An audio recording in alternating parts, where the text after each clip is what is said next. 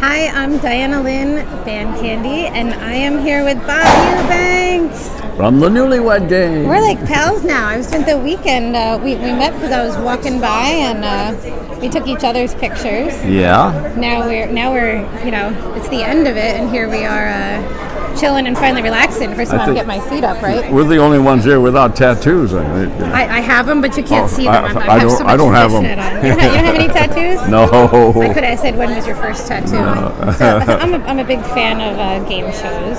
I'm 46, so I grew up watching them when they were in their prime time. Well, I've had a very wonderful career. I started off as a disc jockey. Nice. And I worked at the #1 rocker for about 7 years in LA, and then I got into the music business and ended up producing the Beatles. Oh my gosh, I'm really? the only living person to have produced a Beatle concert.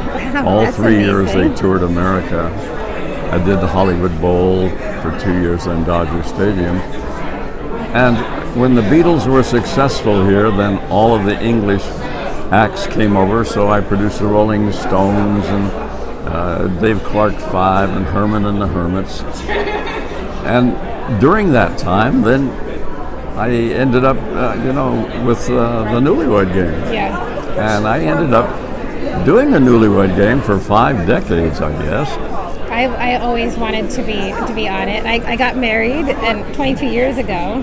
You want to tell me? And I would tell you what. Where the strangest place you've ever made whoopee? Well, I said it last night when we played the Newlywed Game with you last Yeah. night. Do you remember what I said? What did you say? I didn't remember. I said the New York State Thruway.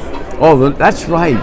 Your husband pulled over on the freeway, and we had a little party, and then you took off again, huh? And he said his answer was the deck. The deck? The deck Yeah. of our house. That's what he said. And our children were videoing it from the front row. So it's definitely an awkward. I don't know how many people brought their children to the Newlywed Game and then had to answer those questions. Well, they were newlyweds, so I'm guessing they maybe didn't have any yet, right? I had some strange answers. I remember one time. We said, let's just go with it. And you can't plan it. I don't know what the answers are. No, you can't. Questions. I asked a lady one time, I said, what's the one thing your husband told you not to talk about? And she said, well, my husband and my cousin are going to kill my uncle for the insurance. Oh, gosh. I almost passed out. But what was so funny about it is when the husband came back in, he matched the answer. No way. Oh, my gosh. And then one day I got a call. Lady said, I saw my husband on the Newlywed Game with some woman. I don't know who that was. The guy went on the show with his mistress. Oh, no way. So what are you going to do?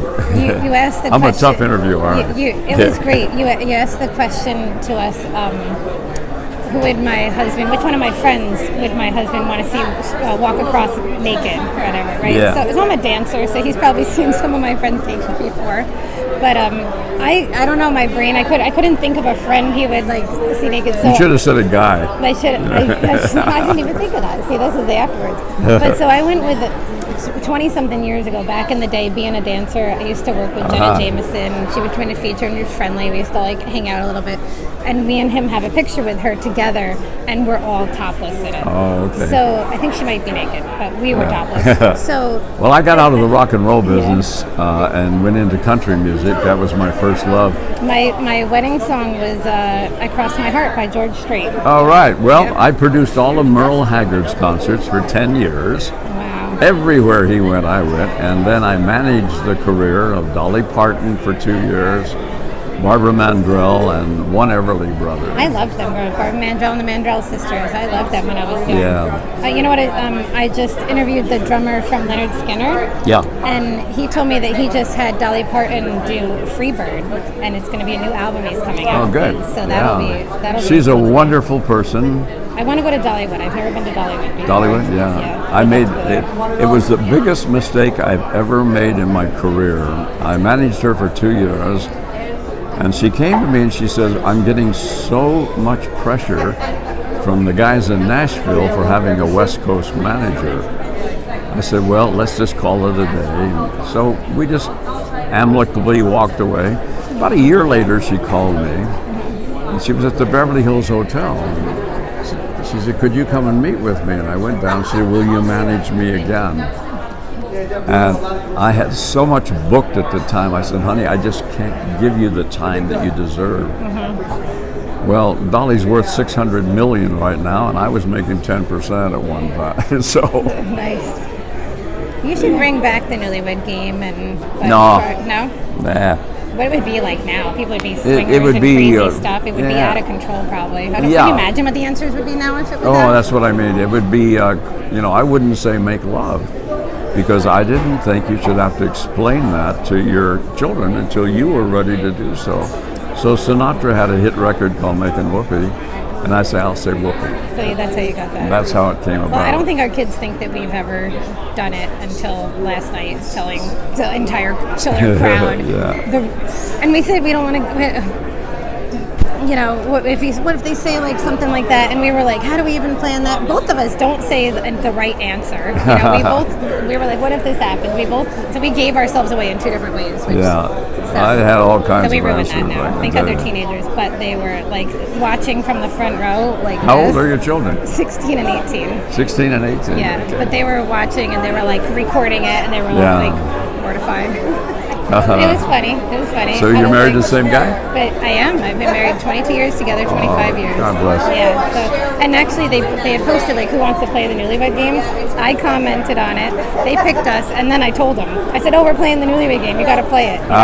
He's like, are you serious? I'm like, yeah, we got it. So he was a good sport. It was fun. Well, I want to thank you for that. We had a good time. People that get married, the love is different. I married my best friend. Yeah. And I married my best friend, and she still is. But then when the baby comes, you would take a bullet for her.